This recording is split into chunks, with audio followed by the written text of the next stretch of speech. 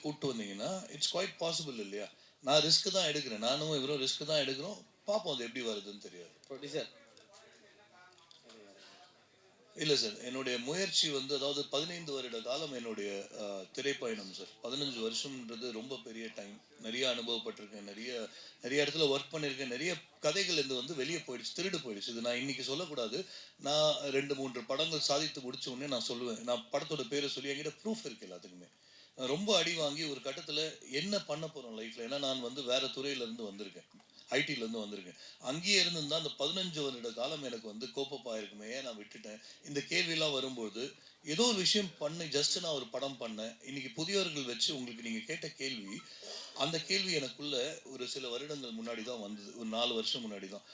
Young fresh, இவன் வந்து debut, team debut, படம் வாங்க மாட்டேன்றாங்களே. யதார்த்த உண்மை. நீங்கள் டெபியூட்டன்ட் அப்படின்னு சொல்லிட்டு படம் ரிஜெக்ட் ஆகுது. அப்போ நாங்கள் எப்படி எங்களை ப்ரூவ் பண்ண முடியும்?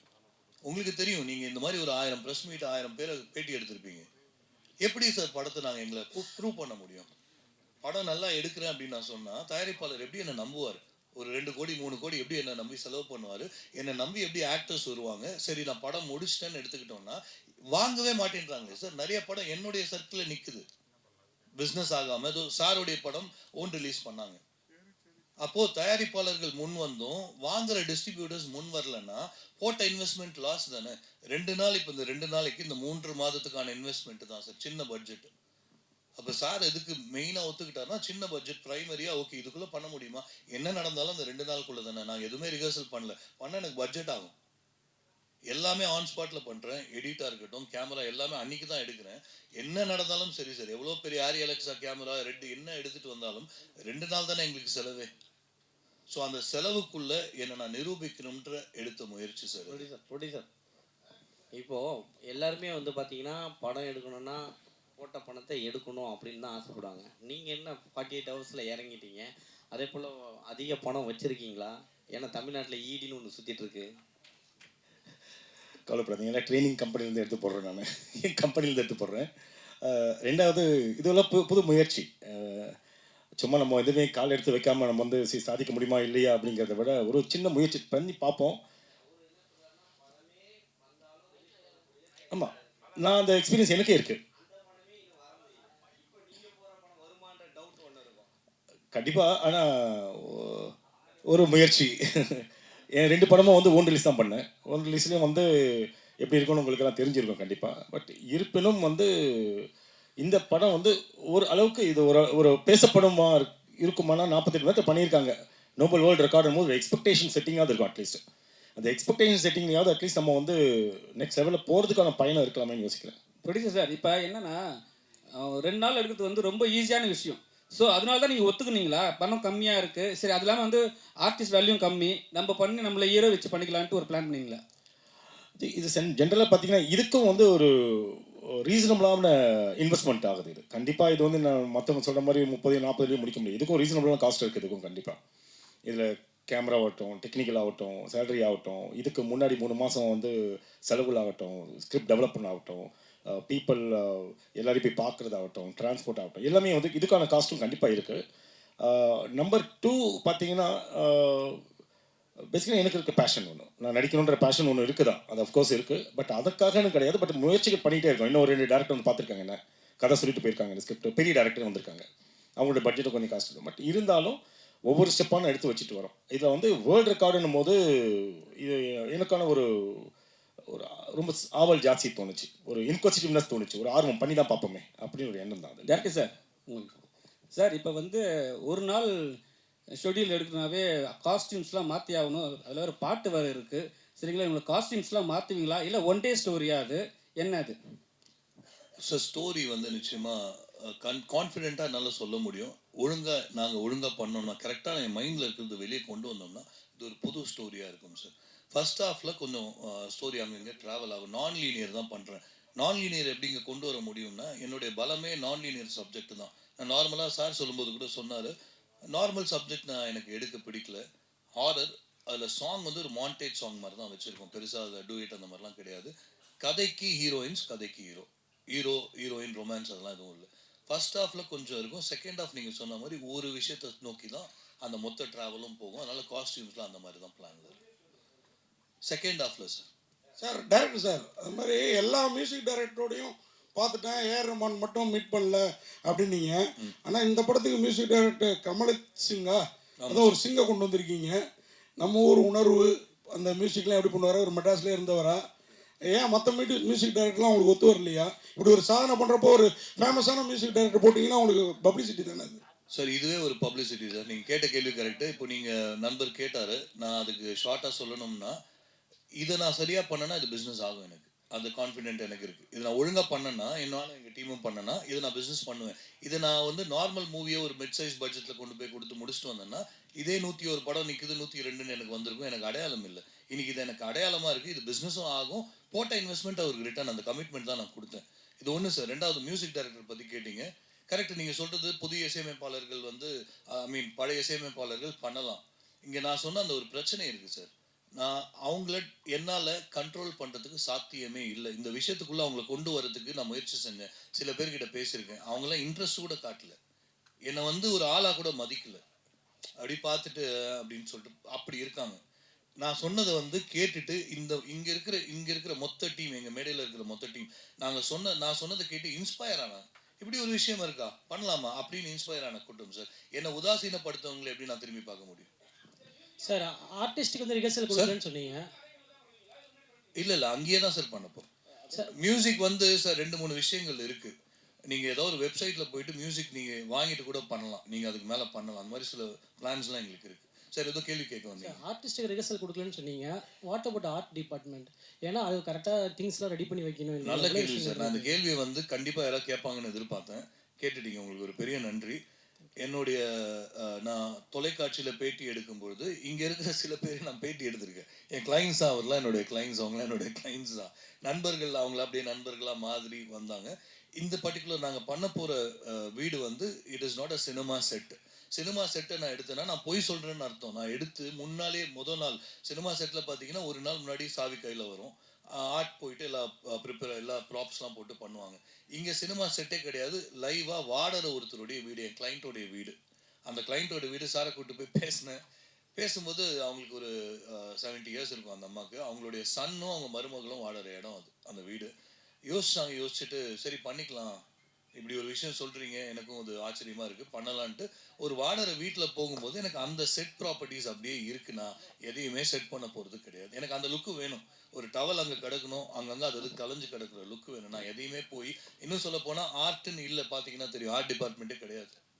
சார் வணக்கம். இயக்குனருக்கும் ஹீரோவுக்கும் வாழ்த்துக்கள். உங்களுடைய கான்ஃபிடென்ட் ரொம்ப தெளிவாக இருக்குது. நன்றி சார். ஆனால் உங்களுக்கு இருக்கிற கான்ஃபிடென்ட் உங்களை நம்பி உங்கள் கூட இருக்கிற பல பேருக்கு இல்லையே சார். சார் இல்லாமல் இருக்கிறது நல்லது சார் இன்னைக்கு. ஏன்னா முயற்சி வரும்போது பொய் சொல்லி ஏமாற்றி ஒருத்தரை நான் கூட்டிகிட்டு வரல. நடக்கிறது நான் எல்லாருக்கிட்டையும் என்ன சொன்னேன், நான் முதல்ல என்ன சொன்னேன்னா ஒருத்தர்கிட்டையும் சாருக்குமே அன்றைக்கி வந்து சாரு நானும் ஒரு ஹோட்டலில் மீட் பண்ணி பேசிகிட்டு இருக்கோம். இதே கேள்வியை சார் கேட்டார், முடியுமா அப்படின்னு கேட்கும்போது நம்புறேன் சார், பார்க்கலாம் அப்படின்னு சொல்லும்போது பிடிச்சிருக்கு நீங்கள் சொன்னது, யதார்த்தமாக பேசுகிறீங்க அப்படின்னாரு. முடியும்ன்ற ஒரு நம்பிக்கை கொடுத்துருக்கேன். யாருக்கும் இது வரைக்கும் பண்ணதில்லைன்ன போது யாருமே தெரியாதே, நம்ம தெரியாத ஒரு விஷயத்தை நோக்கி போயிட்டு இருக்கோம். அதற்கான விடை இன்னும் 2 நாளில் கிடைக்கும் சார். சார் 3 மாசமா உங்க கூட பயணிக்கிற அவங்களே உங்களை அந்த கான்ஃபிடென்ட் இல்லாத போது 48 ஹவர்ஸில் நீங்கள் படம் எடுத்து ரிலீஸ் பண்ணுவீங்க அப்படின்றத பத்திரிகையாளர்கள் நாங்கள் எப்படி நம்புறது சார்? சார் நல்ல கேள்வி சார். ஆனால் நம்பணும் சார், ஏன்னா நம்பிக்கை தான் வாழ்க்கை. எடுத்துருவீங்களா சார்? பண்ணலாம் சார். வாழ்த்துக்கள் சார். நன்றி சார்.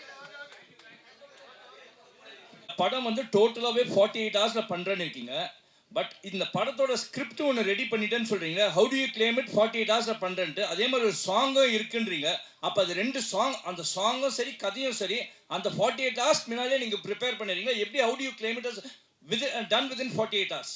சார் 48 ஹவர்ஸில் சாங் இன்னும் ரெக்கார்டே ஆகலையே. இல்லை சார், நீங்கள் அதுக்கான லிரிக் எழுதுறீங்க, கதையை எழுதுறீங்கன்னா ஒரு கிராஃப்ட் முடிஞ்சிடுச்சு அந்த 48 ஹவர்ஸ் முன்னாலே.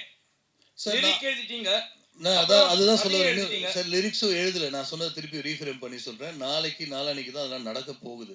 ஒருவேளை அதில் நடக்க முடியலன்னா சாங் இருக்காது. நான் அதை கேள்வியாக தான் விட்டுட்டு போகிறேன்னு சொன்னேன். ரெண்டாவது, ஸ்கிரிப்ட் பொறுத்த வரைக்கும் நோபல் வேர்ல்ட் ரெக்கார்ட்ஸ் டீம் கிட்ட பர்மிஷன் கேட்கும்போது எப்படி கேட்டோம்னா, ரைட்டிங்கில் எதுவும் எடுத்துகிட்டு வர போகிறது கிடையாது. பட் ஸ்கிரிப்டே எல்லாம் நாங்கள் உட்காந்து போய் பண்ணேன் அப்படின்னா அது நல்லாவே தெரியும், அது போய் தான் சொல்கிறேன் அப்படின்னு தெரியும்.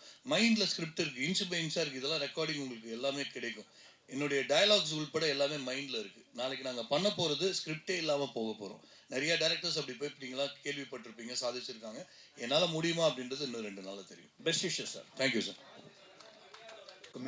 இன்னொரு ஃபாஸ்ட்டாக அது ஒரு சின்ன என்னோட ஒப்பீனியன். வணக்கம் சார், நன்றி சார் உங்களுடைய வாழ்த்துக்களுக்கு. முதல்ல ஜானர் கேட்டிங்க, இது வந்து 3 ஜானர் சார். ஹாரர்லேருந்து ஆரம்பித்து fantasy, science fiction. Science fiction reasoning கொடுத்துருக்கேன். ஒரு பிரச்சனை நடக்குது, அந்த பிரச்சனைக்கு ஹாரர்ன்ற மாதிரி ஆரம்பிப்போம். அதுக்கு வந்து சயின்ஸ் ஃபிக்ஷன் தான் அதுக்கான ரீசனிங் அப்படின்னு கொடுத்துருக்கோம். ஃபேண்டசியாக முடிக்கிறோம் கதையை. இப்போதைக்கு இது மட்டும் சொல்கிறேன் நான். படம் வரும்போது நீங்கள் கண்டிப்பாக பார்க்க போகிறீங்க. அடுத்து நீங்கள் கேட்ட கேள்வி என்ன சார்? 5 மணிக்கு ஆரம்பிக்கிறது. ஆக்சுவலாக நாங்கள் 9 o'clock கால் ஷீட் தான் பிளான் பண்ணோம். எல்வி பிரசாத் ஸ்டூடியோவில் வந்து அதுக்கு கேட்கும்போது அந்த டைம் என்ன பண்ணோன்னா அங்கே இல்லை, அவைலபிலிட்டி இல்லை.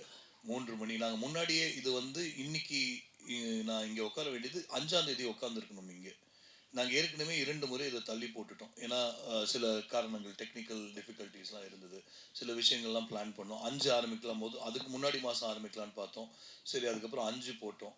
கம்ப்யூட்டர்ஸ், அதாவது மனிதர்கள் வேலை பார்க்கலாம் அவுட் அப்படின்ற ஒரு பெரிய ப்ராசஸ். எடிட்டிங் முடிச்சுட்டு நான் இன்னைக்கு சொல்கிறேன், ஒரு நீங்கள் காப்பி பண்ணுறீங்க, கன்வர்ஷன் பண்ணுறீங்க, அதுக்கப்புறம் அதை எடுத்துகிட்டு போய் உள்ளே ஒர்க் பண்ணுறீங்க எடிட்டிங்கில் முடிச்சு கடைசியாக கலர் கிரேடிங்லேருந்து உங்களுக்கு ரெண்டர் பண்ணி அவுட்டு தருவாங்க. எடிட்டில் ஒரு ரெண்டர் போகும், கலர் கிரேடிங்கில் ஒரு ரெண்டர் போகும். அதை முடிச்சுட்டு அவுட். ஜென்ரலாக பார்த்தீங்கன்னா ஒரு திரைப்படம், ஒரு முழு நீள திரைப்படம் ரெண்டர் ஆகி அவுட் வரத்துக்கு குறைஞ்சபட்சம் பார்த்தா ஒரு நாள் 24 மணி நேரம் ஆகிடும். இப்போ எல்லாம் நிறைய பேர் சொல்லும்போது உங்களுக்கு கேள்விகள் வரலாம், ஏன் முரண்பாடாக பேசுகிறாங்க 48 24. ஆக்சுவலாக நாங்கள் 24 மணி நேரத்தில் எங்களுடைய மனிதர்களுடைய வேலையை முடிச்சிட போகிறோம். அடுத்த 24 மணி நேரம் எங்கள் அந்த மிஷின் டைம் கொடுக்க போகிறோம். ஏன்னா மிஷின் நம்ம சொல்கிற பேச்சு கேட்காது. எவ்வளோதான் நீங்கள் அட்வான்ஸ்டாக மிஷின் வச்சாலும் ஒரு ஃபுல் மூவி நீங்கள் போட்டிங்கன்னா அது தொங்க தான் செய்யும். அது எதுவுமே பண்ண முடியாது. இந்த கேள்விகளுக்கெல்லாம் இன்னும் எங்கள்கிட்ட விடை இல்லை. நாங்கள் எதையுமே ப்ராக்டிஸ் பண்ணல சார். நான் ரொம்ப ஹானஸ்ட்டாக இருக்கணும்னு நினைக்கிறேன். ஹானஸ்ட்டாக வரணும். அதாவது நிறைய பேர் இங்கே வந்து கேட்டாங்க, என்ன சார் எப்படி சார் நடிப்பாங்க, என்ன பண்ண போகிறீங்க, டெக்னீஷியன்ஸ்லாம் நடிக்கலைன்னா என்ன பண்ணுவாங்க? நடிப்பாங்க. 2வது, ஓரளவுக்கு சில மிஸ்டேக்ஸ் இருந்ததுன்னா இந்த திரைப்படத்துக்கு அது அழகுன்னு நான் எடுத்துக்கிறேன். பரு அப்படின்னு எடுத்துக்கிட்டோம்னா சில பேருக்கு பரு அழகாக இருக்கும் இல்லையா? இந்த மிஸ்டேக்ஸ் நான் சொல்லுவேன், கையை காட்டி சொல்லுவேன், நான் மிஸ்டேக் பண்ணேன், ஆனால் 48 மணி நேரத்தில் நான் படம் முடித்தேன் அப்படின்ற ஒரு பேர் எனக்கு கிடைக்கும்னு நம்புகிறேன். இன்னைக்கு வரைக்கும் கேள்வி தான் அது. இந்த கேள்விக்கு பதில் தேடுறோம். சார் சொன்ன மாதிரி நான் சாரை போய் பார்த்த உடனே எனக்கு ரொம்ப சந்தோஷமான ஒரு இடம் வந்து, சார் இப்படி ஒரு விஷயத்த நான் கேள்விப்பட்டதே இல்லை. நான் 40-45 வருஷமாக இருக்கேன் இந்த துறையில். பல பேர் வருஷக்கணக்காக எடுக்கிறாங்க. நீங்கள் இது அப்ரோச்சே பெரிய ரிஸ்க்கு. அது நீங்கள் உங்களுக்கு இல்லை, முதல்ல உங்கள் ப்ரொடியூசர் சாருக்கு தான் நீங்கள் நன்றி சொல்லணும் அப்படின்னாரு. உண்மைதான், ரிஸ்க்குக்கு பைசா போட்டிருக்காரு. இப்போ நாளைக்கு தான் அந்த இன்வெஸ்ட்மெண்ட்ஸ் எல்லாம் இன்னும் 2 நாளில் தான் அது எல்லாமே முழுமை அடையும். இறைவன் கிட்ட இருக்கு சார்.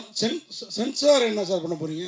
48 மணி நேரத்துலேயே வாங்கிடுவீங்களா? இல்லை சார், இது முதல் வந்து ஃபஸ்ட்டு சென்சார் போய் பார்த்து பேசணும். சென்சார் போர்டில் என்ன சொன்னாங்கன்னா, நாங்கள் வந்து கவர்மெண்ட் பாடி, எங்களை நீங்கள் ப்ரைவேட்டாக மாற்ற முடியாது, நீங்கள் அப்ளை பண்ணுங்கள், அன்றைக்கி நாங்கள் ஃப்ரீயாக இருந்தோம் அப்படின்னா பார்க்குறோம். படம் பார்க்குறதுக்கு படம் பார்ப்பதற்கு தட்கல் அப்ளை பண்ணிக்கலாம், ஆனால் சர்டிஃபை பண்ணுறதுக்கு சான்ஸ் குறைவு தான் அப்படின்னு சொல்லியிருக்காங்க. அதனால் இது ஒரு ப்ரிவியூ ஷோவாக முதல்ல போடுறோம் சார். அது மாதிரி 24 மணி நேரத்தில் சுயம்பரம்னு ஏற்கனவே ஒரு படம் வந்திருக்கு சார். நீங்கள் 48 மணி நேரம் சார். சுயம்பரம் வந்து ஷூட்டிங் மட்டும்தான் சார் அந்த டைமில் பண்ணாங்க. அது ஃபிலிமில் பண்ண ஒரு படம். அது 13 இடத்துல different type of technicians, different types of equipments வச்சு 24 மணி நேரம். அன்றைக்கி அது ஒரு பெரிய சாதனை. நீங்கள் ஃபிலிம்லலாம் படம் பண்ணுறதுக்கு அது ஒரு நாளெல்லாம் சான்ஸே இல்லை. அவங்க போஸ்ட் 24 மணி நேரத்தில் பண்ணலை, ரிலீஸ் பண்ணலை. உலகத்தில் அப்படின்னு எடுத்துக்கும் பொழுது அது இன்னும் 2 நாள் அது பெருமையாக இன்றைக்கி பேச வேண்டாம், 2 நாள் அதை சொல்ல முடியும். நம்ம தான் பண்ணோம், தமிழர்களான நம்ம இந்த விஷயத்தை எடுத்து பண்ணோம் அப்படின்றதுல பெருமிதம் கொள்ளலாம். எதுக்கு சார்? சுயம்பரம் வந்து வெறும் ஷூட்டு மட்டும்தான் சார் பண்ணாங்க. அதை நான் ரெக்கார்ட் முடிக்கணும்னா நான் 20 நாள் கம்மியாக பண்ணலாம். எனக்கு இப்படி ஒரு புது முயற்சி ரெக்கார்ட் பண்ணணுன்ற ஆசை இருக்குது சார். சார் அந்த படத்தில் வந்து சுயம்பரம் படத்தில் இங்கே சுயம்பரம் படத்தில் வந்து உங்களுக்கு சாங்லாம் இருந்தது, ஆர்டிஸ்ட்லாம் பெரிய ஆர்டிஸ்ட், ஸோ அவங்களாம் வந்து டக்குன்னு பண்ணிவிடுவாங்க. உங்களதில் சாங் இருக்கா? அதே போல் எல்லாம் புதுமுகம் சொல்லியிருக்கீங்க. சீரியலுக்கு போனாவே ஒரு சீனை ஒரு நாள் எடுத்துகிட்டு இருப்பாங்க. ஸோ நீங்கள் எப்படி பண்ண போகிறீங்க? ஆர்டிஸ்ட் அந்தளவுக்கு ஒத்துழைப்பு கொடுப்பாங்களா? சார் முதல் கேள்வி, சாங் இருக்கானா? ஒரு சாங் இருக்குது சார். நாளைக்குலேருந்து அந்த 48 மணி நேரத்துக்குள்ளே ரெக்கார்டிங் ஆகிடும். 2வது, நீங்கள் சீரியல் வந்து நான் டிவியில் இருந்திருக்கேன் சார், நான் எனக்கு தெரியும். சீரியலில் வந்து இப்போ நீங்கள் படத்தில் பார்த்தீங்கன்னா சீன்ஸ் கணக்கு 2 சீன் 4 சீன் 4 இல்லை 5 வரைக்கும் மேக்ஸிமம் போவாங்க. இப்போல்லாம் 5 போக ஆரம்பிச்சிட்டாங்க. சீரியல் பொறுத்த வரைக்கும் எபிசோட்ஸ் கணக்கு. 3 எபிசோட், 2 எபிசோட், 3 எபிசோட் டார்கெட். நானும் சீரியல் பண்ணியிருக்கேன் ஒரு தொலைக்காட்சிக்கு. 4 எபிசோட் டார்கெட்னா 2 மணி நேரம் கண்டென்ட் அன்றைக்கி. அதனால தான் நிறைய ரியாக்ஷன்ஸ் இருக்கும் சீரியலில் பார்த்தீங்கன்னா. ஏன்னா அந்த டைம் கன்ஸ்ட்ரெயின்ஸ்க்காக இவங்க பேசுவாங்க, அவங்க காட்டுவாங்க, அந்த மாதிரி இருக்கும். சீரியலையும் அதையும் கம்பேரே பண்ண முடியும். நான் பண்ணுறது திரைப்படம் தான். இவங்க எல்லாம் சீரியல்லேருந்து எடுத்திருக்கேன் நான். இப்போ இவங்க ஆக்ட்ரஸ்லாம் பார்த்தீங்கன்னா சீரியல் ஆக்ட்ரஸ் நடிகர்கள் ஓரளவுக்கு. ஏன் சீரியல்லேருந்து அவங்கள தேர்ந்தெடுத்தேன்னா ப்ராம்ப்டிங்க்கு பழகினவங்க. சீரியலில் மோஸ்ட்டாக பார்த்தீங்கன்னா டயலாக்லாம் வந்து ப்ராம்ப்டிங்கில் வந்துக்கிட்டே இருக்கும், கேட்டு கேட்டு பேசுவாங்க. நான் ஒரு ப்ராம்ப்டிங் தான், ட்ரெடிஷ்னல் ப்ராம்ப்டிங் இல்லாமல் நான் ஒரு மெத்தட் சொல்லி கொடுத்துருக்கேன் அவங்களுக்கு. இப்படி தான் பண்ண போகிறோம் அப்படின்ட்டு ஒரு ஐடியா கொடுத்துருக்கேன். ப்ராம்ப்டிங் நீங்கள் பண்ணும்போது ஓவர்லேப் ஆகிடும். நம்ம மைக்கு வந்து லைவ் மைக் போகிறோம், ஓவர்லேப் ஆகிடும். அதுக்கு என்ன செஞ்சால் அந்த ப்ராம்ப்டிங் நான் சொன்னதுக்கு அப்புறம் நான் தான் பேச போகிறேன். அந்த டோன் வேரியேஷன்ஸ் மாடுலேஷன்ஸ் எல்லாம் நான் தான் பேச போகிறேன். ஏன்னா என் மைண்டில் தான் ஸ்கிரிப்ட் இருக்குது, ஸ்கிரிப்ட் கையில் கிடையாது.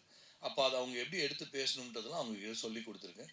ஹோப்ஃபுல்லி பண்ணுவோம், அதுதான் நம்புகிறேன். இன்னொன்று இதே லைட்டிங், கேமராமேன், ஏன்னா எடிட்டிங் போயிட்டா அது நீங்கள் கொடுத்துருவீங்க, அதை கட் பண்ணி அவங்க போட்டுகிட்டே இருக்க போகிறாங்க டெக்னிக் வைஸ். கேமராமேன் லைட்டிங் மாற்றிக்கிட்டே இருக்கணும். ஸோ இது வந்து பேய் படம்ன்றதுனால ஃபுல்லாகவே இருட்டாக வச்சு எடுக்க போகிறீங்களா ஒரே லைட்டிங்கில்? Almost sir. அது நான் அதாவது சார் சில விஷயங்கள் ரகசியமாக இருக்கிறது நல்லது. நம்ம முடித்தாலும் சார் இது வந்து நாங்கள் இல்லை சார், நம்ம லைட்டிங்கிறது மினிமம் லைட்டு தான் சார். பேய் வேற இருக்கே, அது சொன்ன பேச்சு கேட்குமா 24 மணி நேரத்தில்? சார் இப்போது ஒரு சப்தம்னு ஒரு படம் வந்தது இல்லையா, அதில் வந்து சப்தத்துலேயே அவங்க என்ன கேட்டிங்கன்னா ஹாரர் அப்படின்றது நீங்கள் தமிழில் டிரான்ஸ்லேட் பண்ணிங்கன்னா திகில் மூவி. திகிலை நீங்கள் ஒரு பயத்தை எப்படி காட்டுறீங்கன்றது தான் சேலஞ்ச். அதில் பேயை கொண்டு வரணுன்ற அவசியம் இல்லை, நான் கொண்டு வரேன். நான் அது ஒரு கான்ஃபிடெண்ட்டாக சொல்ல முடியும், இது சரியாக வரும். டச்சுட் இந்த படம் முடிச்சதுக்கப்புறம் நீங்களாம் பார்க்கும்பொழுது ரொம்ப வருஷத்துக்கு அப்புறம் பயம் காட்டினாங்க. ஏன்னா இப்போ வர படம் எல்லாம் பேய் கலந்த காமெடி 2 ஜானரை மிக்ஸ் பண்ணி தான் கடந்த ஒரு 15-17 வருடமாக படம் வந்துட்டுருக்கு. நான் பார்த்த அந்த உருவம், நான் பார்த்து பயந்த உருவம், 13ஆம் நம்பர் வீடு, இதெல்லாம் நான் சின்ன பையன், அதெல்லாம் பார்த்து பயந்துருக்கேன். அந்த மாதிரி ஒரு ஸ்டைலில் ஃபர்ஸ்ட் ஆஃப் கண்டிப்பாக இருக்கும் சார். சார் இப்போ பார்த்திபன் சார்லாம் இது மாதிரி படம் எடுத்திருக்காங்க, முயற்சி பண்ணியிருக்காங்க. ஆனால் படம் சக்ஸஸ் பண்ணி கூட நிறைய கமெண்ட்ஸில் நிறைய பேர் சொன்னது இது வந்து ஒரு பொய்யான விஷயம் பண்ணிட்டாரு, அதை வந்து பொய்யா பரப்புறாங்கன்னு சொல்லிட்டாங்க. ஒருவேளை நீங்கள் வந்து 48 ஹவர்ஸ் கேட்டு இருக்கீங்க, சில விஷயம் ஏதாவது கான்ட்ரவர்சி போச்சுன்னா என்ன பண்ணுவீங்க? புரியல சார், என்ன இல்லை ஏதாவது வந்து நீங்கள் உங்களை தவறாக சொன்னாங்கன்னா, இல்லை இவர் நம்மளை ஏமாத்திட்டாரு சொன்னாங்கன்னா அதுக்கு வந்து என்னன்னா அதுக்கு வந்து நம்ம ஃபுல் ஃபுட்டேஜ் கொடுக்கணும். தனியாக எக்ஸ்ட்ரா ரெக்கார்ட், வேர்ல்ட் ரெக்கார்டில் கேமரா வச்சுருப்பாங்களா சார்? வேர்ல்ட் ரெக்கார்ட் டீம் கூடயே இருக்காங்க. இல்லை இருக்காங்க சார், அவங்க கூட அந்த டைமில் இருந்தாங்க. மேக்கிங் இருக்குது சார், மேக்கிங் இருக்குது. அவங்க என்கிட்ட தெளிவாக சொன்ன விஷயம், இன்னைக்கு வரும்போது அவங்க என்கிட்ட சொன்ன விஷயம், இப்போ தான் கால் பண்ணாங்க, நம்ம பேசிட்டு தான் வந்தோம் உள்ள. அவங்க ரொம்ப தெளிவாக பேசுகிறாங்க. அவங்க சொன்னது நீங்கள் முடிச்சு அந்த 1 செகண்ட் ஸ்க்ரீன் ஆனால் ஆக்சுவலாக இது சென்சார் என்ன சொன்னாங்கன்னா யாருக்கும் அலவுட் இல்லை, டெக்னீஷியன் தான் சொன்னாங்க. சென்சார்கிட்டையும் பேசியிருக்கோம், அந்த 1 செகண்ட் மட்டும் உள்ளே வந்துட்டு போயிடுவாங்க அவங்க. ஏன்னா அவங்க பப்ளிக், அவங்களும் பப்ளிக் தான். ஆனால் அந்த திரையிட்டு அந்த 1 செகண்ட் வந்தால் தான் சர்டிஃபிகேட் தருவேன்னு சொல்லிட்டு போயிட்டாங்க, இல்லைனா இல்லைன்னு சொல்லிட்டாங்க. ஸோ அப்படி இருக்கிற ஒரு பட்சத்தில் நீங்களாமும் திருப்பி வரப்போகிறீங்க, நீங்கள் வெளியே மீடியா அலோவ் பண்ண முடியுமான்னு தெரியல. இருந்தாலும் அன்னைக்கு அவங்க முன்னாடி திரையிடும் பொழுது தான் சர்டிஃபிகேட் வரும். ஏமாற்று வேலை இதில் எதுவுமே இருக்க போகிறதில்ல. இதை மீறி பேசுகிறவங்கள பற்றி ஏதாவது சார் நல்லது கெட்டது அப்படின்னு எடுக்கும்போது நல்லவங்களும் இருக்கிறாங்க, கெட்டவங்களும் இருக்கிறாங்க. நம்ம அதை பெருசாக போட்டு குழப்பிக்க தேவையில்லை. என்ன பண்ணாலும் பேசுவாங்க சார். எவ்வளோ பெரிய இடத்துக்கு போனாலும் சரி, கீழே இருந்தாலும் பேசுகிறவங்க அதோடைய வேலை, அவங்க வேலை. பண்ணுறது நம்மளுடைய வேலை, பண்ணிட்டு போவோம். சார் எடிட்டர் சார், இது வந்து 4K தானே ஷூட் பண்ணுறாங்க. ரெண்டரிங் எடுக்கிறதுக்கே 48 மணி நேரம் ஆகும். இது எத்தனை ஹவர்ஸ் படம் சார்? இது 2 ஹவர்ஸ் படம். 2 ஹவர்ஸ் படம். முதல் கேமராலேருந்து காப்பி பண்ணுறதுலே 1 நாள் ஆகும். அப்புறம் டோட்டலாக அவுட் எடுக்கிறதுக்கு இன்னும் 48 மணி நேரம் ஆகும். எப்படி 2K ஷூட்டு, 2Kல கேமரா ஷூட் பண்ணுறாங்க. ஒரு சீன் முடிஞ்சோடனே காப்பி பண்ணி என் டேபிளுக்கு வந்துடும். நான் கட் பண்ணிவிட்டு நான் எல்லா டிபார்ட்மெண்ட்டுக்கு அமைச்சிருவேன். ஒரு ஃபார்மெட்டாக தான் வச்சுருக்கோம். ரெண்டரிங்கிறது சாதாரண 10 நிமிஷம் பண்ணுறதுக்கே 1 ஹவர் ஆகுது. நீங்கள் எப்படி இது? இல்லை டெக்னிக்கலாக சார் அது உண்மையாகவே எங்களுடைய சீக்ரெட் சார். ஒரு சில விஷயங்கள் வந்து ஃபாஸ்ட்டாக பண்ணால் தான் சொல்கிறேன். நான் வந்து என்னை நம்பி இறங்குறேன் சார். இப்போ இவங்க வந்திருக்கிறவங்க எல்லாருக்குமே ஒரு பயமோடு பேசினாங்க. எனக்கு அந்த பயம் பலம், அவங்களுடைய பயம் என்னுடைய பலம். ஏன்னா விஷயம் தெரிஞ்சவன் என் விஷயத்த கேட்க மாட்டானே. வந்துட்டு போயிட்டாங்க. 4 பேர் வந்தாங்க போனாங்கன்னா அவங்களுக்கு ஒரு இதுதான் நான் பண்ண போகிறேன், நீ யார் என்னை கமாண்ட் பண்ண, உன் வேலை என்ன டைரக்டர், நீ வந்து என்கிட்ட அதை சொல்லாதன்ற மாதிரி ஆட்டிடியூட்லாம் பேசிட்டு போயிட்டாங்க. எனக்கு அதனால தான் ஃப்ரெஷ் சார் சொன்னார், கரெக்டாக சொன்னார். ஏன் அந்த யங் பிளட்ஸை எடுத்தோம்னா அவங்க துடிப்பாக இருக்காங்க, நம்ம சொல்கிறத கேட்பாங்க. ஸோ இப்போ எடிட்டர் நானும் அவரும் நிறைய டிஸ்கஸ் பண்ணியிருக்கோம். 4Kல 2Kல தான் போகிறோம். நான் சில விஷயங்கள் ரகசியமாக வச்சுக்கிறது நல்லது. நாங்கள் சில சாஃப்ட்வேர்ஸ் யோசிச்சிருக்கோம். அந்த சில சாஃப்ட்வேர்ஸில் எடிட் பண்ணி அவுட் எடுத்தால் ஃபாஸ்ட்டாக, அதான் இந்த ஒரு வருட காலம் இதுதான் நான் பண்ணேன்.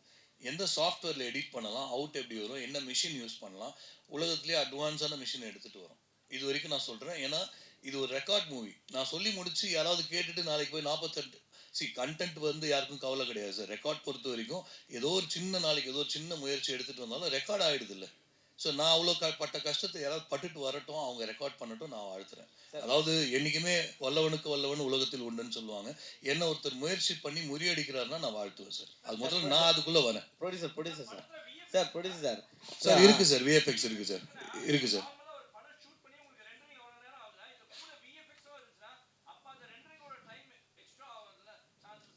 சார் அதுதான் சொன்னேன். விஎஃப்எக்ஸ் பொறுத்த வரைக்கும் விஎஃப்எக்ஸ் தான் முதல்ல நாங்கள் ஷூட் பண்ணவே போகிறோம். நாங்கள் எங்களுடைய முதல் ஃபஸ்ட்டு ஷாட்டே விஎஃப்எக்ஸ் தான் இருக்க போகுது. சில சீன்ஸ் இருக்குது விஎஃப்எக்ஸில் இருக்குது. அவங்க அதுக்கு ஒர்க் பண்ண ஆரம்பிப்பாங்க. அட்வான்ஸ்டான மிஷின் கொடுத்துருக்கோம். ஸோ அது அவங்க ஒரு பேசிக்கான விஷயம். விஎஃப்எக்ஸில் ரொம்ப பெருசாக பண்ண முடியாது நீங்கள் சொன்ன மாதிரி. ஆனால் விஎஃப்எக்ஸ் வரும், விஎஃப்எக்ஸும் வச்சுருக்கோம். இன்னும் சொல்லப்போனால் டெக்னீஷியன் அவங்க ஏன் அங்கே உட்காந்துட்ருக்காங்கன்னு எனக்கு தெரியல. காஸ்டியூம் டிசைனர் நீங்கள் ஏந்திருங்க கொஞ்சம். காஸ்டியூம் டிசைனர் அவங்க அங்கே உட்காந்து காஸ்டியூமை தைக்க போகிறாங்க. எல்லாத்தையும் நான் அதுக்குள்ளே கொண்டு போகிறேன். இது எல்லாமே நாங்கள் ரெக்கார்ட் பண்ணி உங்களுக்கு காட்ட போகிறோம். அவங்களுக்கு ஒரு ஷேர் போடுங்க. சொல்லுங்கள் சார்.